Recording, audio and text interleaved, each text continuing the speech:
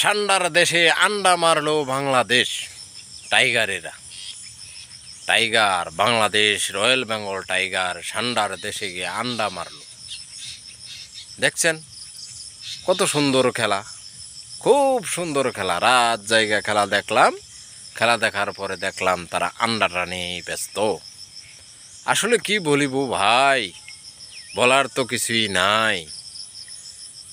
এই যে লিটন দাস ক্যাপ্টেন, যদি ইউএর দল একটু অভিজ্ঞ থাকতো, হয়তো বা 30 বলে 40 করছে, হয়তো বা 30 বলে 30 বল তো খেলারই যোগ্যতা তার ছিল না, আর সে ছিল অধিনায়ক। আরও একজন খেলোয়াড় যে এর আগের ম্যাচে 100 করলো, তাকে করলো বাদ দিয়ে দিল, বললো কি ইনজুরি। এটা আসলে বিসিবির ফাফরবাজি মাইরা তারা বাদ দিচ্ছে। আসলে খোঁজ খবর অনেক মিডিয়ায় দেখলাম, যা আসলে উনি ইনজুরি ছিলেন না। উনি কিন্তু 54 বলে 100 রান করেছেন। 9 মাস 10 মাস পরে বোধহয় একটা 100 আসছে বাংলাদেশে, বা 9 বছর, এই ধরনের একটা অবস্থা।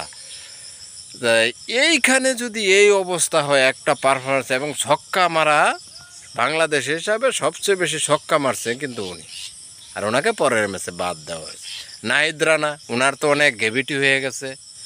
উনি তো এখন প্রথম বলে 15-16 দিয়ে দিলেন প্রথম ওভারে, তারপর 12-13 মোটামুটি কি বলেন ভালো রান দিয়েছে। আবার যে এইরকম একটা দেশের সাথে হারছে, সেই দেশটা সৌদি আরবের সাথে হাইরাইছে।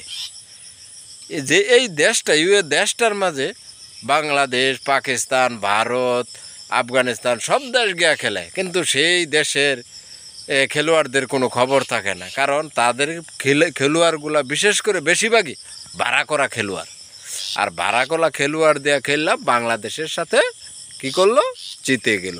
আগের ম্যাচটাই জিততে গেছিল, শুধু অল্পের জন্য বেঁচে গেল বাংলাদেশ, অভিজ্ঞতা বলছিল।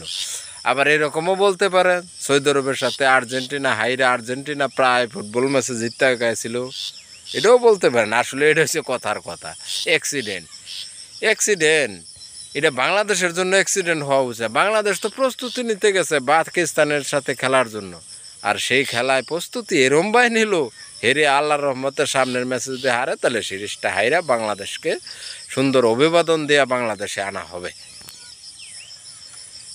বিসিবির পরিচালক, ওনার কথা আর কি বলবো, উনি আবার সব কোনো মিস করেন না। কারণ উনি এক ম্যাচ দেখলে 9 কোটি টাকা তার খরচ হয়, এইরকম, বা 9 লক্ষ টাকা, এটা পরিসংখ্যানটা আমার কাছে সঠিক না, হয় 9 লক্ষ বা 9 কোটি টাকা খরচ হয় এক ম্যাচ দেখতে।